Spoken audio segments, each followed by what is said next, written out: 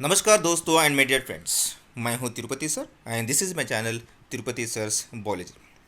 सो last के lecture में अपन ने पढ़ा था absorption of water. In absorption of water we have discuss about the passive absorption and active absorption. Absorption of water में मैंने आपको बताया था कि वाटर का जो मूवमेंट है सॉइल से थ्रू द रूट्स ये जाइलम तक किस तरह से पहुंचता है, ये मैंने आपको बताया था यूजिंग टू डिफरेंट पाथवेज, जिसमें अपन ने पढ़ा था एपोप्लास्ट एंड सिम्प्लास्ट पाथवेज। उसी के कंटिन्यूएशन में आज के लेक्चर में अपन पढ़ेंगे ट्रांसलोकेशन ऑफ वाटर, जिसको अपन असेंट ऑफ सैप भी कहते हैं। So after being the water absorbed from the soil through the root hair into the xylem.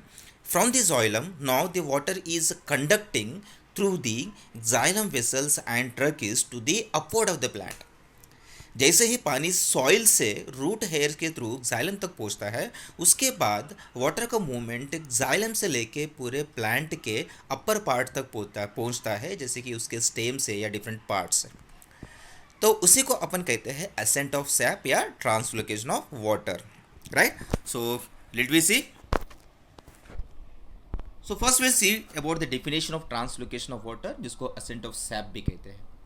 The transport of water with dissolved minerals from root to the other aerial parts like stem and leaves against the gravity is called translocation और ascent of sap. जैसे मैंने अभी आपको बताया है, translocation में क्या होगा कि यहाँ पे वाटर का ट्रांसपोर्टेशन होता है, वाटर के साथ साथ में जो भी डिजॉल्व्ड मिनरल्स होंगे उसका ट्रांसपोर्टेशन होता है फ्रॉम दी रूट से लेके एरियल पार्ट्स तक, जैसे कि उसके स्टेम से, लीव से। तो यहाँ पे वाटर जब रूट से प्लांट के ऊपर की सतह पे जाता है, जैसे उसके डिफरेंट लीव्स है या ब्रांचेस है, तो ये अगेंस्ट द ग्रेविटी होता है। ग्रेविटी मतलब it is towards the earth. लेकिन यहाँ पे वाटर का मूवमेंट जो है ये अगेंस्ट द ग्रेविटी होगा, मतलब ये रूट से लेके प्लांट के ऊपर ही भाग पे चला जाता है, जिसको अपन कहते हैं ट्रांसलोकेशन और ascent of sap, right. So translocation of water occurs through the lumen of conducting elements of xylem. Now we know that कि वाटर का ट्रांसलोकेशन कौन से कंडक्टिंग एलिमेंट्स के थ्रू होता है, जैसे कि xylem is the conducting tissue for water, जो कि ट्रैकेट्स और वेसल से बनता है, राइट। तो सभी वस्कुलर प्लांट्स में वाटर का ट्रांसपोर्टेशन जो है ये ट्रैकेट्स एंड वेसल्स के थ्रू होता है। Now let we see mechanisms और थ्योरीज। सो इस ट्रांसलोकेशन ऑफ वाटर को एक्सप्लेन करने के लिए कुछ थ्योरीज ने अपना एक पुट फॉर्थ रखा है, जिसको मैं आपको अगले 10-15 मिनट में आपको समझाने वाला हूँ, राइट। तो इसमें कुछ थ्योरीज है। कौन कौन से थ्योरीज है? रूट प्रेशर थ्योरी है, फॉलोड बाय कैपिलरिटी थ्योरी है, जिसको कैपिलरी थ्योरी भी कहा जाता है, right. Then followed by cohesion tension theory. So will see one by one root pressure theory क्या होगा, कैपिलरी थ्योरी क्या होगा, देन कोहेशन टेंशन थ्योरी क्या होता है। So root pressure theory actually ये क्या होता है, कैसे रूट प्रेशर डेवलप होता है? So let I will explain, मैं आपको बताऊंगा। सो रूट प्रेशर थ्योरी में before will discuss about the root pressure theory what here it is explained, यहाँ पे जो लिखा है उसको पढ़ने के पहले मैं कुछ आपको बेसिक कंसेप्ट इसमें समझाना चाहूँगा कि रूट प्रेशर थ्योरी किस तरह से डेवलप होता है, राइट। फॉर एग्जांपल आपको पता है कि लास्ट लेक्चर में अपन ने पढ़ा था कि ये फॉर एग्जांपल रूट हेयर्स है, then these are the cells, epidermal cells, followed by ये कुछ कॉर्टिकल सेल्स है, राइट। और इसके बाद कॉर्टिकल सेल्स के बाद अंदर में एक लेयर है जिसको अपन कहेंगे एंडोडर्मिस, दिस इज एंडोडर्मिस। और एंडोडर्मिस के अंदर में कुछ पेरिसाइकल्स है, राइट। और पेरिसाइकल्स के अंदर में अगर आप देखोगे, so here it is the xylem vessel, right. So this we can called xylem vessel. अभी आपको पता है कि वाटर के एब्जॉर्प्शन कहाँ से हो रहा है? वाटर के एब्जॉर्प्शन यहाँ पे होगा। वाटर के एब्जॉर्प्शन सबसे पहले रूट में होगा, रूट हेयर में होगा, this is the root hair, right. इस रूट हेयर से देन एपिडर्मिस के थ्रू कहाँ पे आएगा, then cortical, this is cortical cells, जहाँ पे मैंने राइट मार्क किया है। कॉर्टिकल सेल्स के थ्रू, एंडोडर्मिस के थ्रू ये कहाँ पे आएगा, अल्टीमेटली जाइलम में आएगा, right. So root pressure ultimately ये कहाँ पे डेवलप होगा? रूट प्रेशर जाइलम वेसल्स में होगा। रूट का जो अंदर का स्ट्रक्चर है जाइलम वेसल्स, वहाँ पे प्रेशर डेवलप होगा। ये कैसे होता है? When the water absorption is continuous, जब वाटर के एब्जॉर्प्शन कंटिन्यूस होता है तो यहाँ से यहाँ से वाटर जाइलम में आता है, राइट। और आपको पता है दिन के टाइम में क्या होगा, फॉर एग्जांपल ये प्लांट है, let we consider this is a plant and these are the roots, ये रूट्स हैं, राइट। और ऊपर में है, ऊपर में है कुछ लीफ का स्ट्रक्चर मैं निकालता हूँ, for example this is the leaf. So यहाँ पे वाटर का एब्जॉर्प्शन होगा, रूट के अंदर में आएगा। सो डे टाइम पे क्या होगा, डे टाइम पे स्टोमेटा ओपन रहेगा, तो यहाँ पे एक जाइलम में वाटर आएगा और उसका ट्रांसलोकेशन मतलब वो असेंट होगा, ऊपर की ओर जाएगा अगेंस्ट द ग्रेविटी और ये लीफ तक पहुँचेगा। सो लीफ में क्या होते हैं आपको पता है, ट्रांसपरेशन जो है स्टोमेटा के थ्रू होता है। तो डे टाइम में जब वाटर ऊपर की ओर जाएगा, जब लीफ के पास आएगा, लीफ कंटेन स्टोमेटा, स्टोमेटा के थ्रू गैसेस का एक्सचेंज होता है। So through the stomata only यहाँ पे वाटर का इवापोरेशन होता है डे टाइम पे। सो वाटर का एब्जॉर्प्शन फॉलोड बाय ये वाटर ऊपर जाएगा और ट्रांसप्रेशन के थ्रू जो है वाटर लॉस भी होता है, राइट। लेकिन जो नाइट के टाइम पे, नाइट के टाइम पे कि जो है ट्रांसपरेशन प्रोसेस ये स्टॉप हो जाता है। क्यों? क्योंकि स्टोमेटा बंद हो जाता है रात के टाइम पे।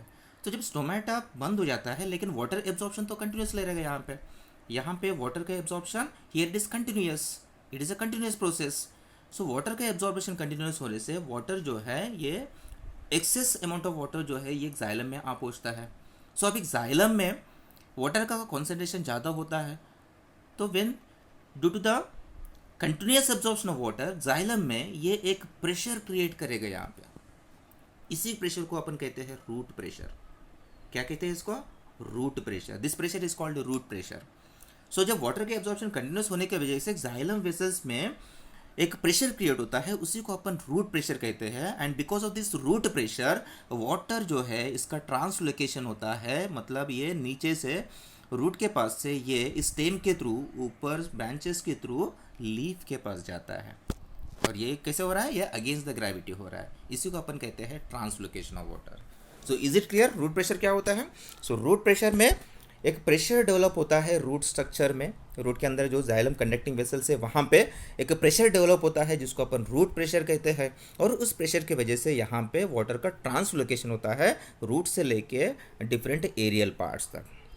Is it clear?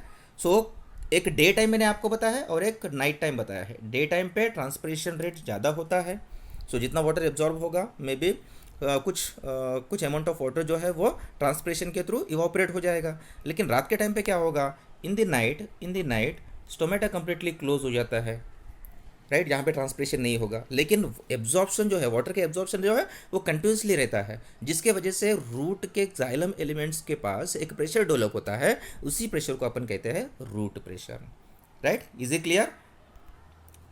यस। तो अभी अपन देखते हैं कि रूट प्रेशर थ्योरी में क्या दिया है।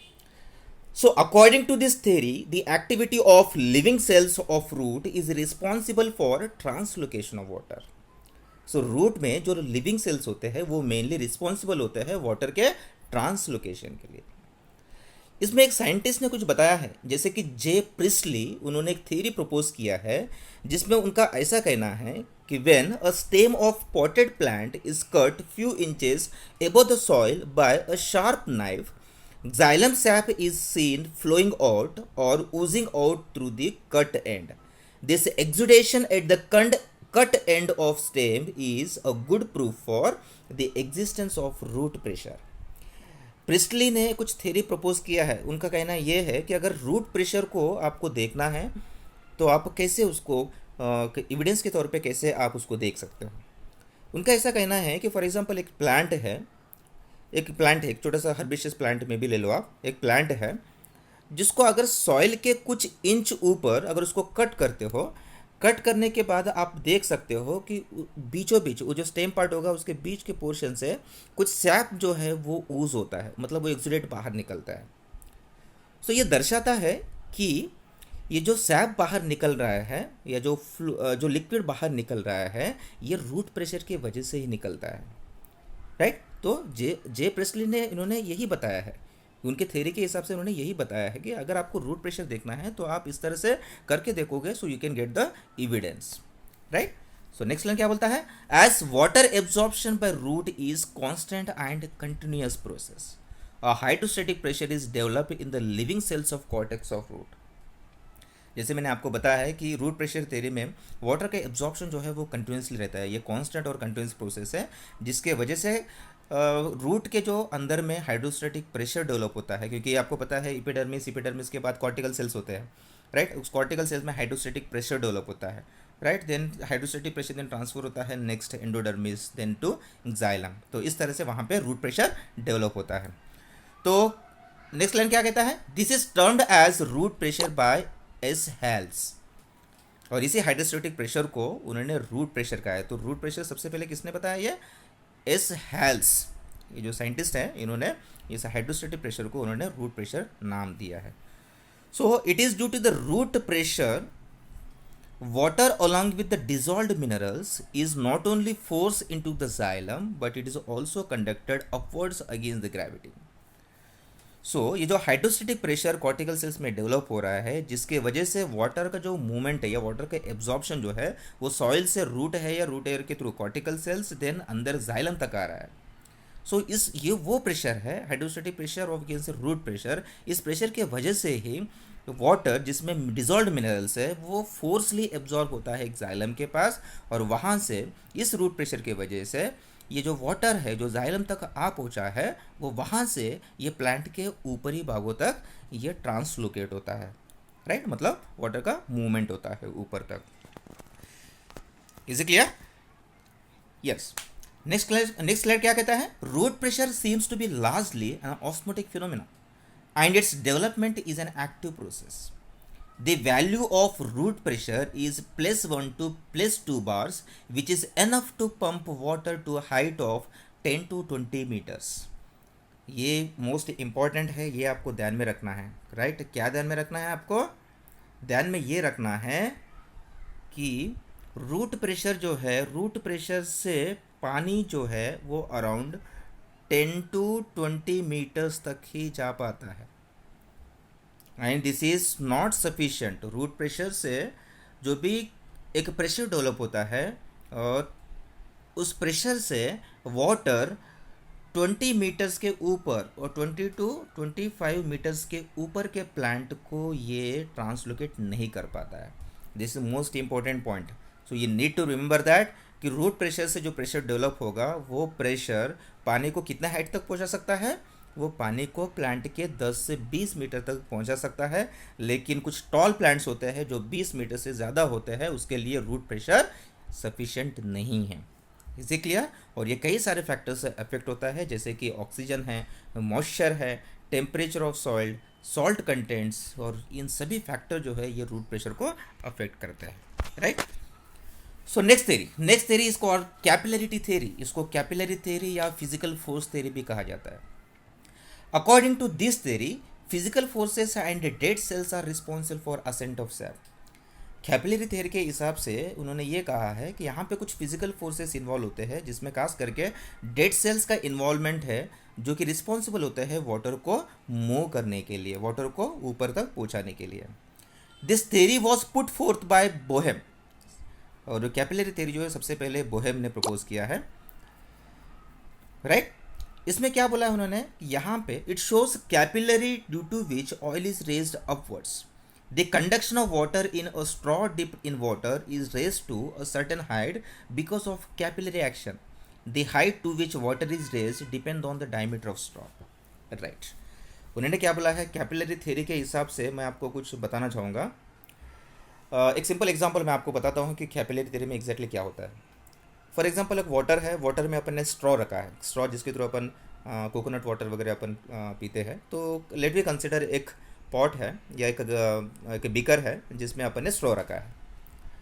तो जैसे स्ट्रॉ रखा जाता है तो स्ट्रॉ जो है कुछ कैपिलरी फोर्स क्रिएट करता है। Because of the capillary action जो है कुछ वाटर जो है वो कुछ स्ट्रॉ के कुछ हाइट तक आके पहुंचता है, not exactly to the upward, but जितना उसका कैपिलरी एक्शन वहाँ पे इन्वॉल्वमेंट होगा उसके हिसाब से कुछ वाटर जो है वो उस स्ट्रॉ के कुछ हाइट तक आके पहुँचता है, राइट। और ये वाटर कौन से हाइट तक पहुँचेगा ये डिपेंड होगा वाटर का प्रोपोर्शन प्लस उस स्ट्रॉ का डायमीटर, ये दोनों डिसाइड करेंगे कि वाटर कौन से हाइट तक उस स्ट्रॉ में पहुँचेगा, राइट। अभी इसमें और एक चीज़ मैं आपको बताऊंगा, कैपिलरी जो एक्शन है या कैपिलरी फोर्स, इसमें दो तरह के टेंशन इन्वॉल्व होते हैं। The first one is called surface tension and second, जिसको मैं फोर्स कहूँगा, second is called cohesion, force of cohesion. Forces of cohesion में दो तरह के फोर्सेस इन्वॉल्व होते हैं, one is called cohesion and second is called adhesion. Cohesion मतलब क्या? कोहेशन मतलब जो होता है, कोहेशन का मतलब होता है यहाँ पे attraction between the like molecules. For example water molecule और वाटर मॉलिक्यूल के बीच में, वाटर मॉलिक्यूल और वाटर मॉलिक्यूल्स के बीच में, वाटर मॉलिक्यूल्स और वाटर मॉलिक्यूल्स के बीच में अगर अट्रैक्शन होगा तो उसको कोहेशन कहेंगे। एडेशन किसको कहते हैं? Adhesion is the attraction between the unlike molecules. यहाँ पे एक सिंपल एग्जांपल मैं आपको देना चाहूँगा। फॉर एग्जांपल जाइलम वेसल है, जाइलम वेसल में वाटर है, सो जब पानी और जाइलम वेसल्स के बीच में जब अट्रैक्शन रहेगा तो उसको एडेशन कहेंगे, और जब पानी के मॉलिक्यूल्स के बीच में, वाटर मॉलिक्यूल और वाटर मॉलिक्यूल के बीच में अट्रैक्शन होगा तो उसको कोहेशन कहेंगे। So these are being the two different words जो आपको ध्यान में रखना है। Is it clear? नेक्स्ट है जाइलम वेसल। फॉर एग्जांपल आपने को पता है जाइलम वेसल्स और ट्रैकिड से बनता है। जाइलम वेसल और tracheid with its lumen is comparable with the straw. Water column exist because of combined cohesive and adhesive forces of water and xylem wall.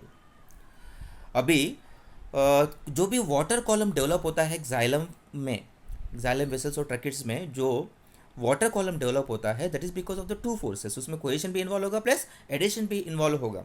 समझ रहे हो आप कोहेशन और एडिशन में क्या डिफरेंस है? कोहेशन मतलब मैंने क्या बताया, कोहेशन मतलब यहाँ पे वाटर और वाटर के बीच का अट्रैक्शन। एडिशन मतलब क्या बताया मैंने, यहाँ पे वाटर और जाइलम वेसल जो है उसके वॉल के बीच का, जाइलम वेसल वॉल एंड पानी के बीच का जो अट्रैक्शन है उसको अपन एडिशन कहेंगे, जिसके वजह से, इस कंबाइंड फोर्स की वजह से कैपिलरी फोर्स इन्वॉल्व होगा, उसमें कैपिलरी एक्शन डेवलप होता है।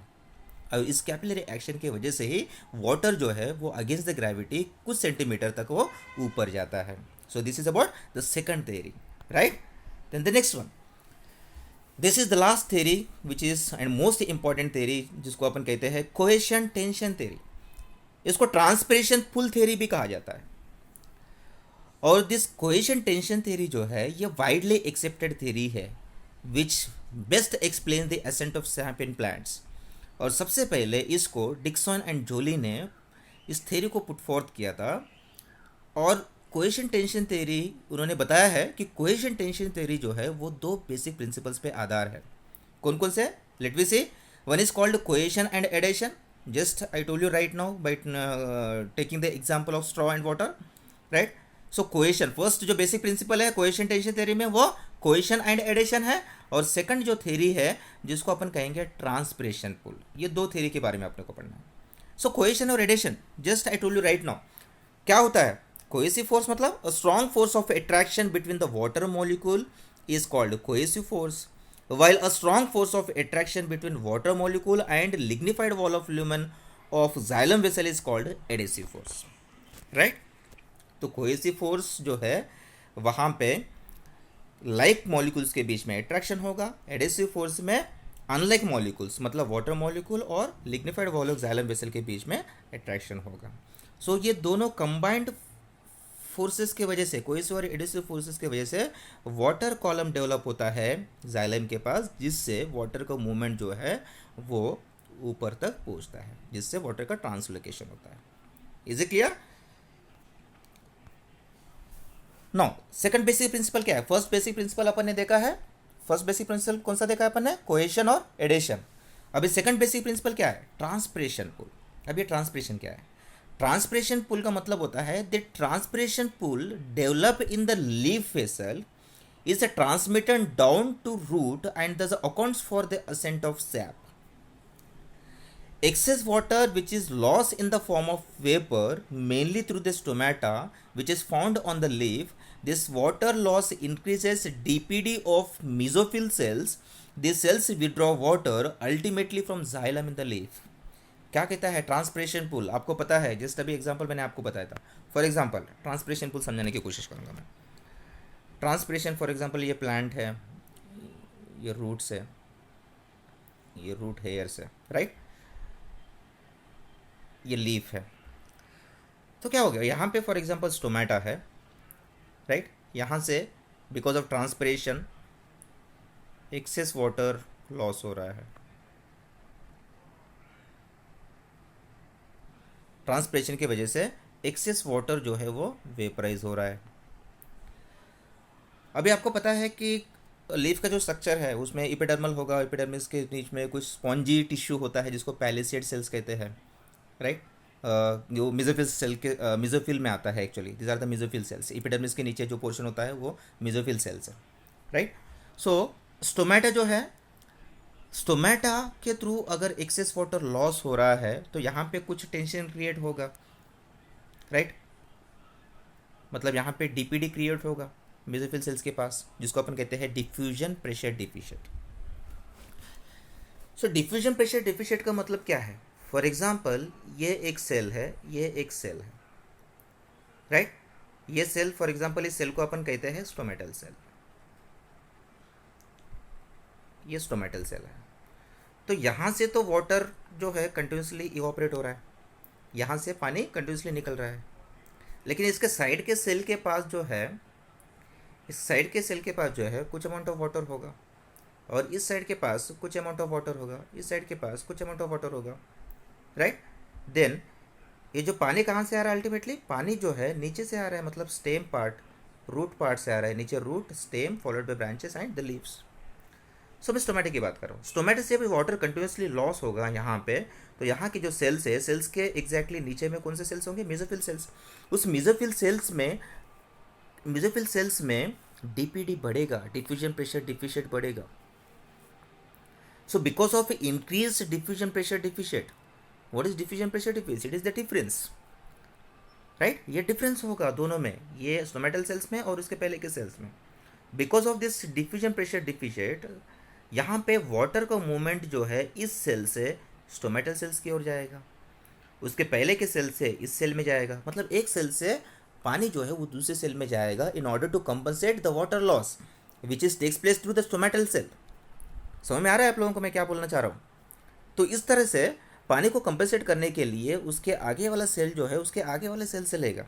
अल्टीमेटली ये जो यहाँ पे एक जाइलम में जो यहाँ पे सॉरी स्टोमेटा के पास जो भी प्रेशर यहाँ पे डेवलप हो रहा है या जो टेंशन क्रिएट हो रहा है, ये अल्टीमेटली ये किसको डायरेक्ट करेगा? ये जाइलम को डायरेक्ट करेगा कि मेरे पास जो है अभी वाटर की डिफिशियंसी है, राइट। स्टोमेटा क्या बोलेगा? स्टोमेटो जाइलम को एक मैसेज देगा कि मेरे पास अभी पानी की कमतरता है, पानी की डिफिशियंसी है, मुझे उसको कंपेंसेट करना है। तो ये मैसेज जो है जाइलम को जाएगा, और जाइलम जो है ये क्या करेगा? By means of ascent of sap ये वाटर को ट्रांसलोकेट करेगा through the stem, through the branches to the leaf structure, और उस वाटर को वो कंपनसेट करेगा। इसी को अपन कहते हैं ट्रांसपिरेशन पुल। सो ट्रांसपिरेशन की वजह से जो वाटर लॉस हो रहा है, उस वाटर को लॉस को कंपेंसेट करने के लिए स्टोमेटल सेल जाइलम को मैसेज देगा। Xylem will send the water by against the gravity by means of upward movement to the stomatal cell, जिसके थ्रू वो अपना कंपनसेट करेगा। इसको अपन कहते हैं transpiration pull. Is it clear? इसी को अपन कहते हैं transpiration pull. So this is all about the different mechanisms or theories which is involved in the upward movement of water against the gravity. So hope so everyone enjoyed this session, and thank you very much, and don't forget to subscribe my channel Tirupati Sir's Knowledge. Thank you very much.